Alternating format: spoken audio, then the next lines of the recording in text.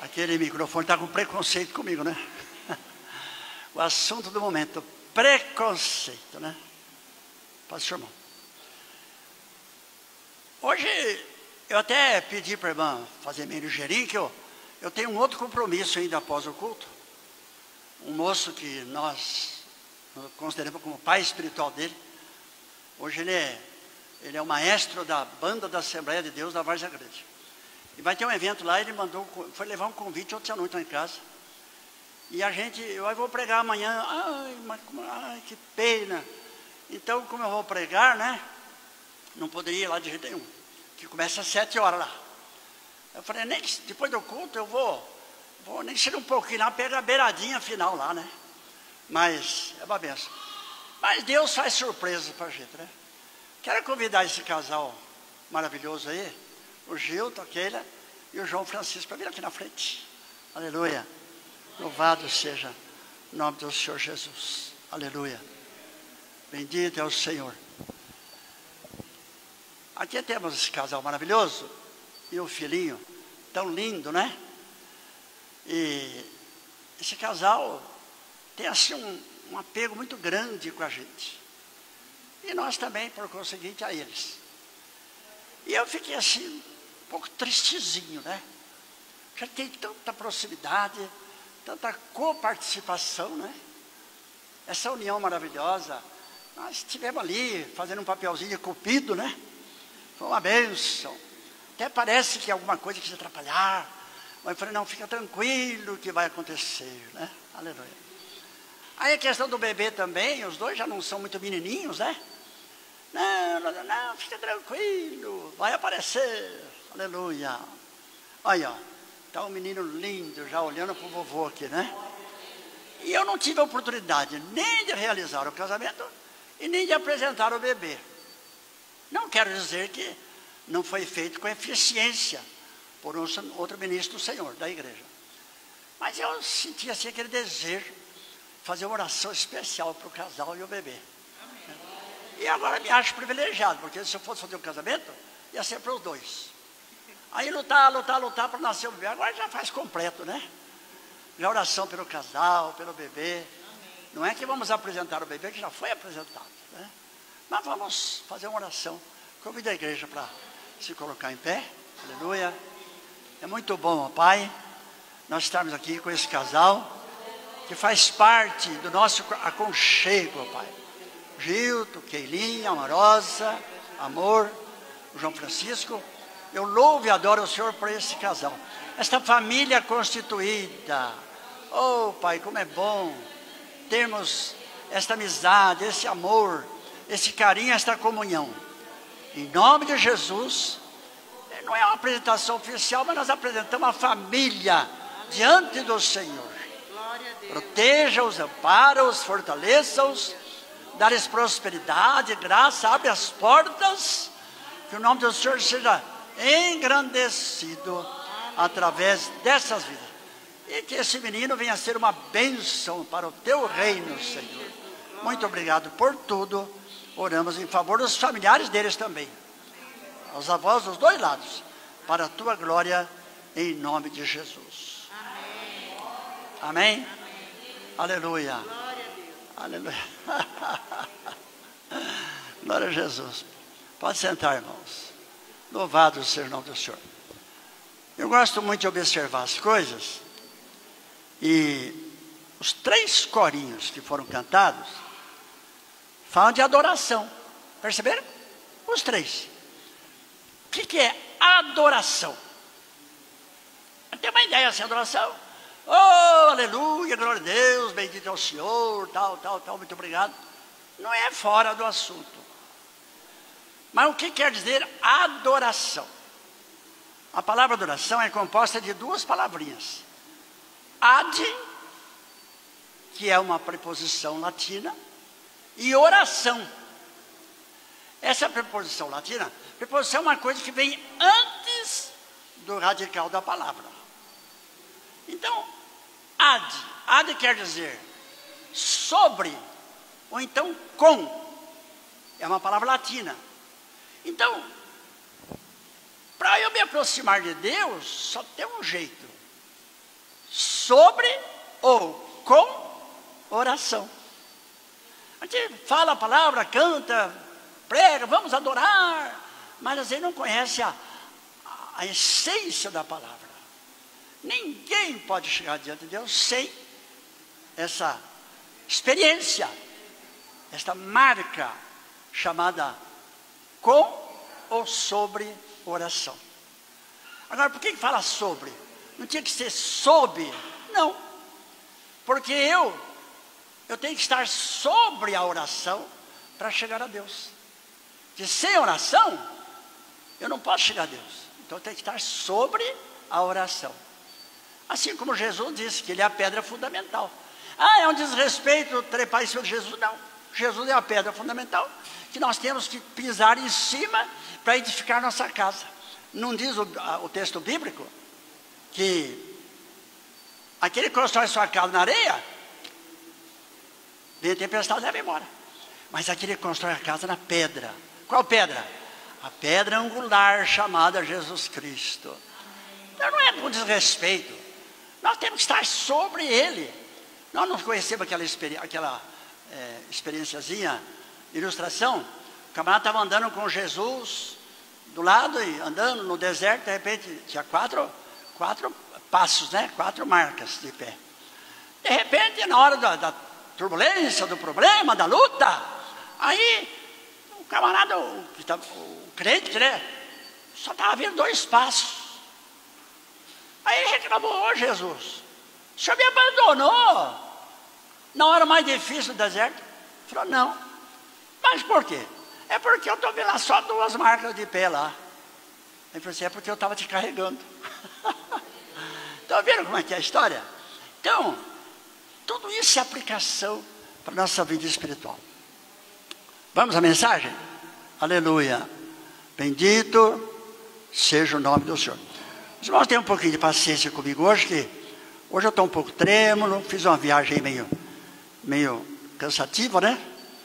E a finalidade da viagem era a doença do meu irmão, do meu cunhado, que na verdade é o meu pai, meu cunhado, mas foi ele que me educou, me criou tal. Depois eu vou falar um pouquinho sobre isso. Então eu estou assim um pouco emocionado e estou um pouco trêmulo, né? Mas os irmãos tenham paciência que Deus vai abençoar. Vamos falar um pouquinho sobre Deus e a morte. O que tem a ver? Deus e a morte. Deus com a morte. Então eu vou ler um trechinho da Bíblia. Os irmãos não precisam abrir para ir mais rápido, né?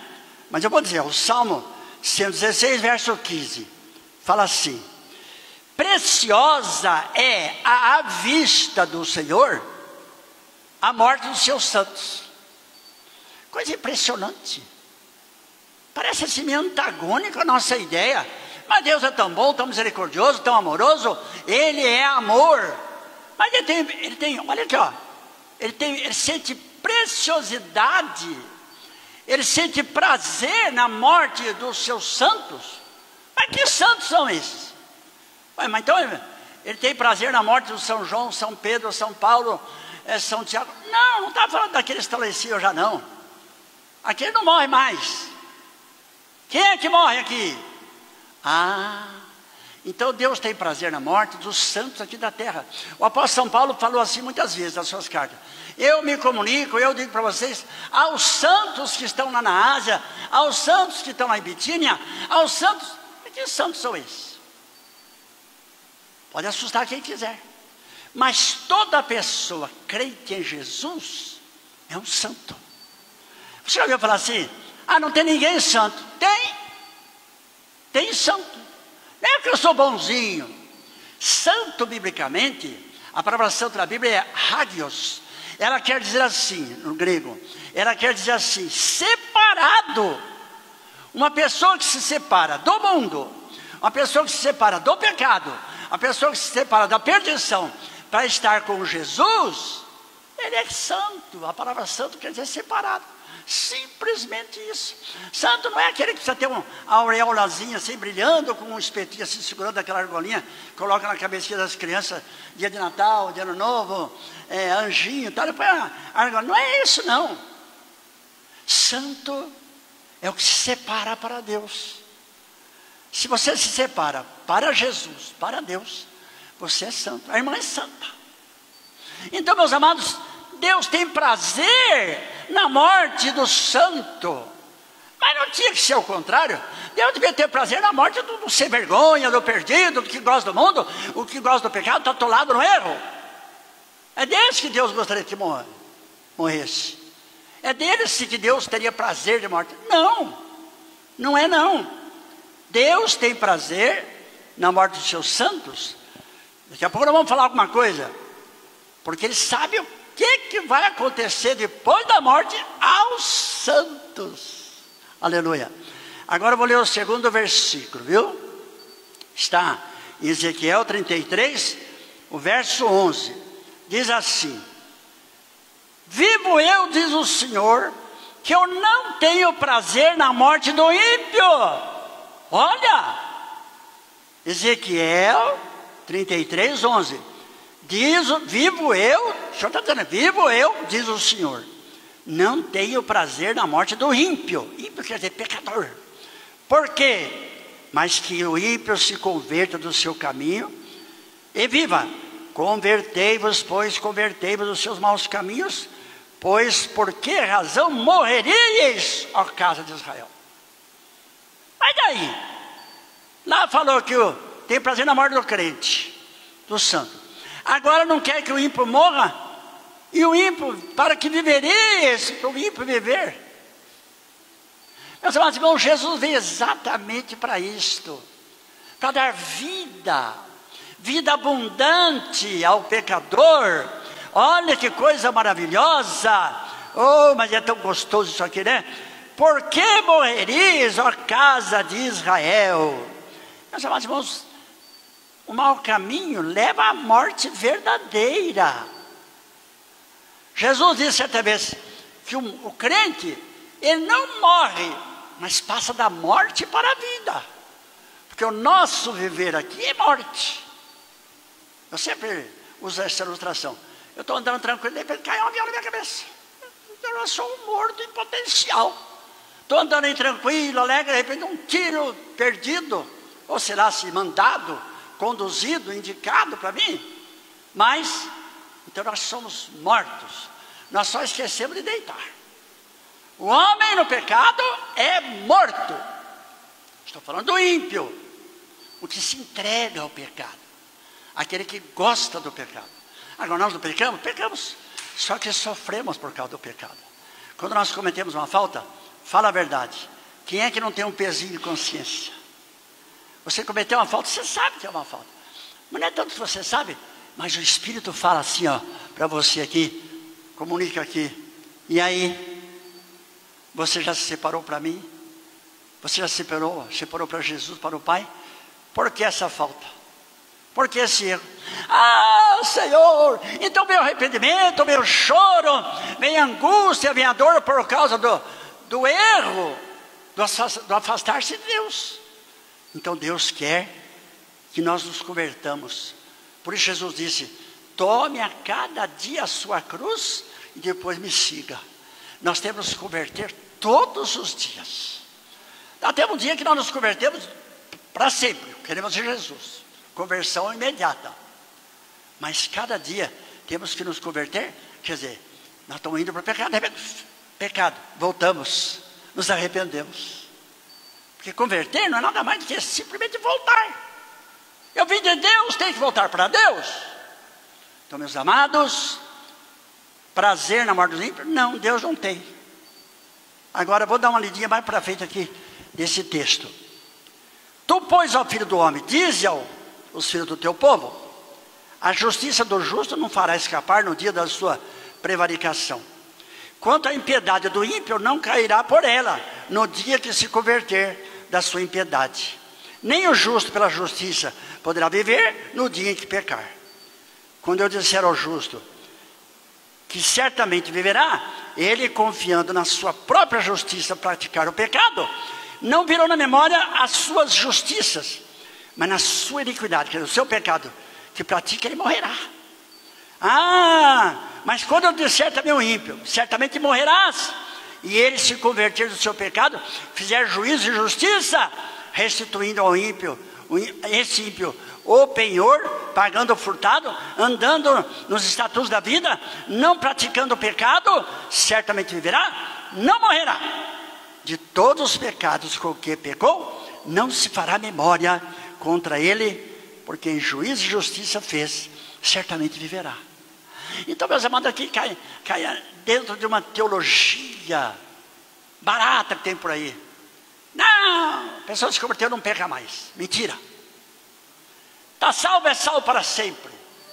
Mentira. É salvo para sempre se permanecer dentro desse processo.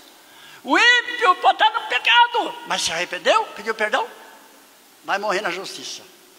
O bonitão, salvo, tranquilo, pecou, morrer naquela hora ali, perigo, perigo. Então nós temos que estar sempre abertos para a verdade da palavra de Deus. Por que será que essa parece antagonismo da parte da compreensão humana? Deus gosta quando morre o santo, não gosta quando morre o perdido. Então agora vamos ver outros textos, né, que nós temos aqui para ler. Aí que eu pedi paciência para os irmãos, né? Então eu vou ler aqui Mateus 21, 34. Diz assim: então dirá o rei aos que estiverem à sua direita: vinde bendito do meu Pai, possuí por herança o reino que vos está preparado desde a fundação do mundo. O reino estava preparado desde a fundação do mundo, sim. A salvação é desde a fundação do mundo, mas preparado para nós esse tempo já. Só que agora eu vou receber naquele dia, porque eu me coloquei na postura de santo, Deus me garantiu a vida eterna, morri nesse período de vivência. Aí ele vai falar assim para mim: eu estaria à direita, vinde benditos do meu Pai. Puxa, por isso que Deus gosta quando morre crente. Por isso que Deus tem prazer quando morre um santo. Por quê? Ele vai ouvir do próprio Filho dele, Jesus Cristo: vem a mim, meu querido, para o reino que está preparado para você desde o começo do mundo. Mas isso é bom demais, isso é gostoso demais, né, irmã Ivonete? É bom demais, é bom demais saber que Deus me ama tanto, que quando eu aparentemente morro, garanti a vida eterna, porque o defunto não vai pecar mais, já estará garantido, esperando só o chamado daquele dia. Mas vamos ver o outro texto, né, que diz aqui a palavra de Deus, agora sobre a outra parte, né, Apocalipse, capítulo 21, verso 8. Vamos ver? Apocalipse 21, verso 8. Diz assim: mas quanto aos tímidos, aos incrédulos, aos abomináveis, quem faz abominação, escândalo, nojeira, aos homicidas, aos fornicários. Fornicário é o cara que ama o pecado de sexo. Aos feiticeiros, aos idólatras, a todos os mentirosos, a sua parte será no lago que arde com fogo e enxofre, o que é a segunda morte. Então haverá uma segunda morte. Por isso que Deus não quer a morte do ímpio, a primeira morte aqui física, porque se ele morrer na impiedade, ele vai ouvir isso aqui. Ele vai ouvir isso aqui. Quanto a esse, os ímpios na impiedade, vai ser lançado no lago de fogo e de enxofre. Os irmãos já viram fogo de enxofre?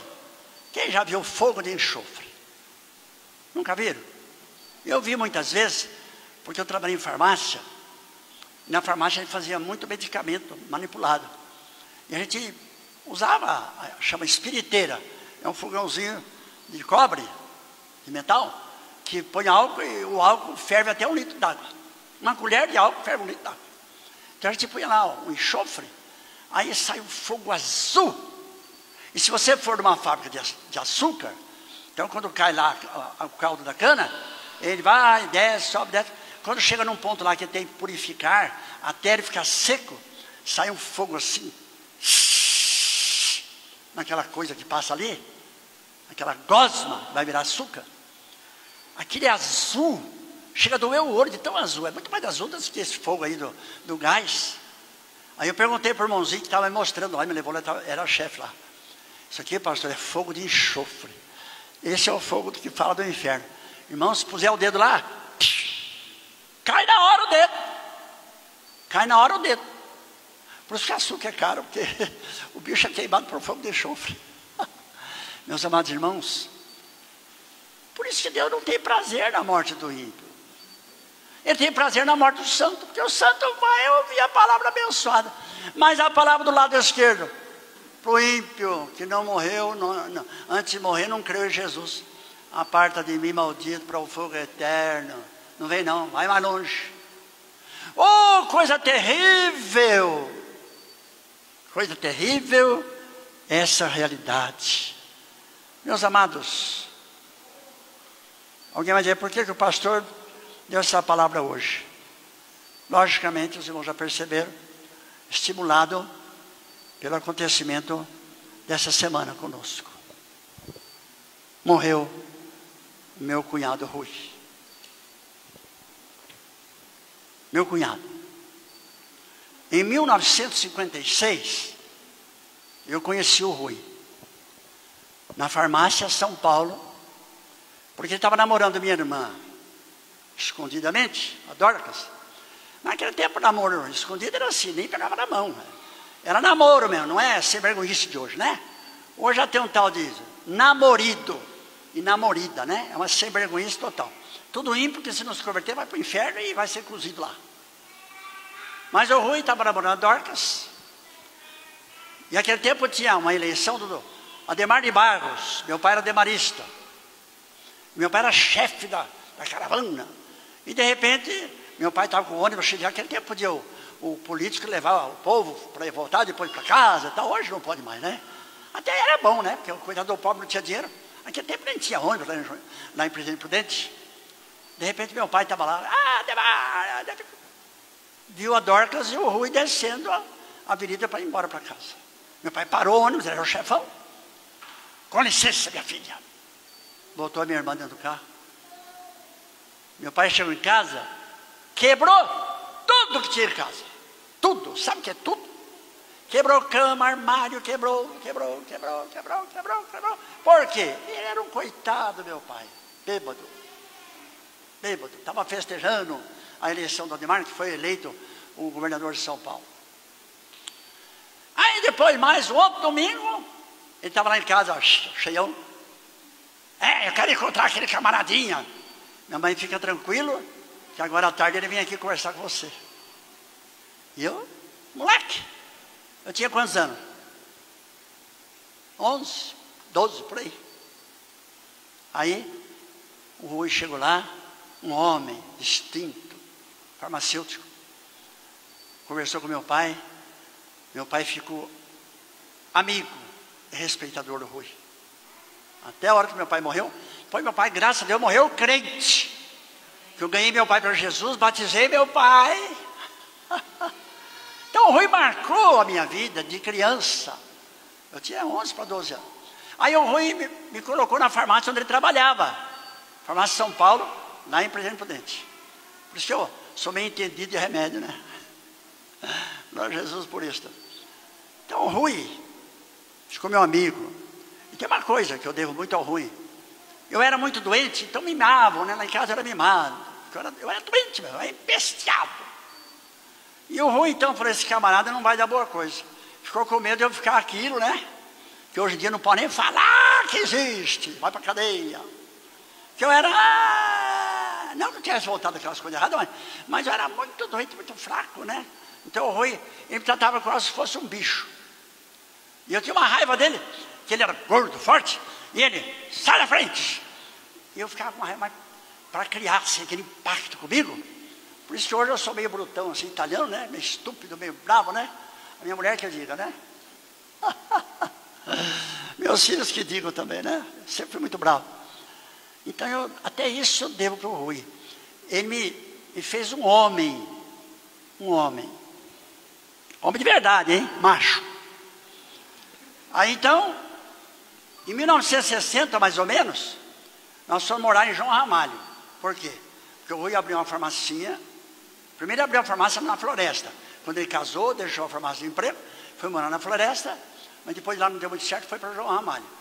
Aí eu fui morar com ele. Aí eu tinha 13 anos. Eu e minha mãe fomos morar com ele. E a minha irmã mais nova foi morar com a minha tia, porque meu pai e minha mãe já estavam separados.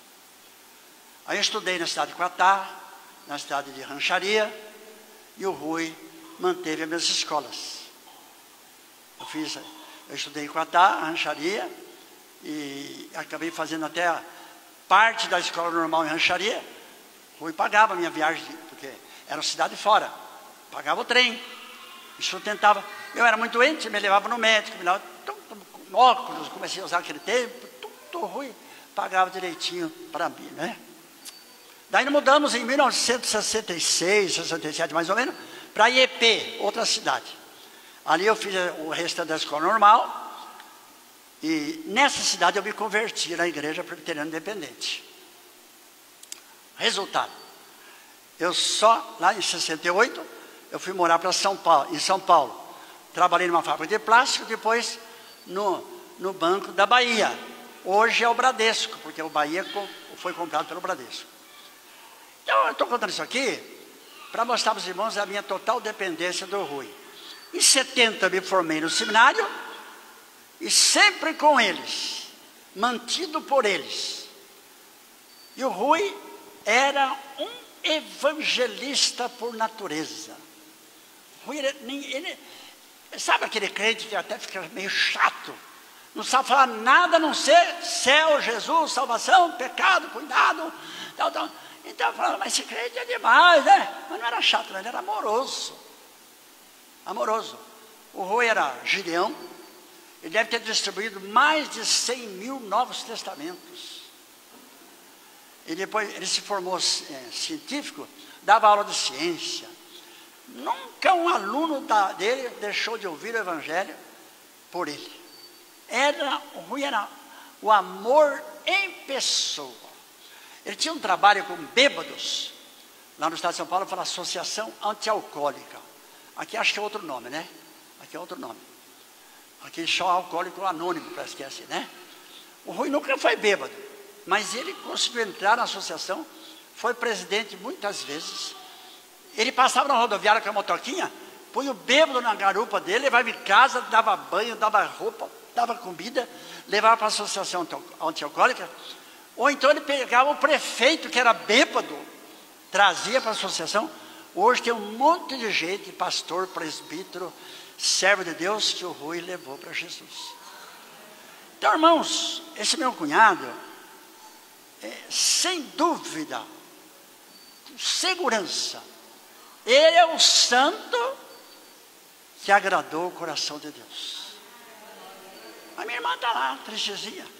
Hoje eu conversei com ela. Ela mandou um abraço para a igreja, que orou muito por ela e pelo Rui. Mas aprove a Deus levá-lo, né? Nós nunca sentimos tanta tristeza por perder uma pessoa como o Rui. Eu perdi minha mãe, perdi meu pai, mas eu confesso que fui mais forte com a morte do meu pai e minha mãe, do que com a morte do Rui. O Rui está aqui dentro, sabe? Está aqui dentro. E ele era assim, meu pai, amoroso, cuidava de mim. Eu sobrevivi. Não cansado de me ouvir falar que eu tenho 76 anos, né? Eu devo pelo menos uns 60 para o Rui. Ele está lá agora, alegrando a Deus, cantando com os anjos. Glória, glória, glória ao Senhor Deus. Louvado seja o nome do Senhor Jesus. Vamos fazer uma oração? Glória ao Pai.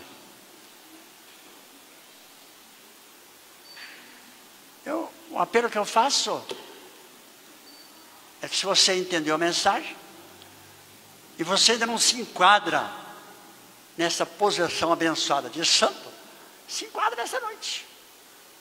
Chegue. Ah, não vou pecar mais, não, vai. É santo pecador. É legítimo isso. Santo pecador. Mas é separado. Você não tem mais prazer no pecado. Mas tem prazer em servir a Deus, em glorificar a Deus, e melhorar a sua vida. Amém? Faça isso. Então siga o meu exemplo. Sua mão lá do coração. Aleluia. Ó Deus, louvado seja o teu nome.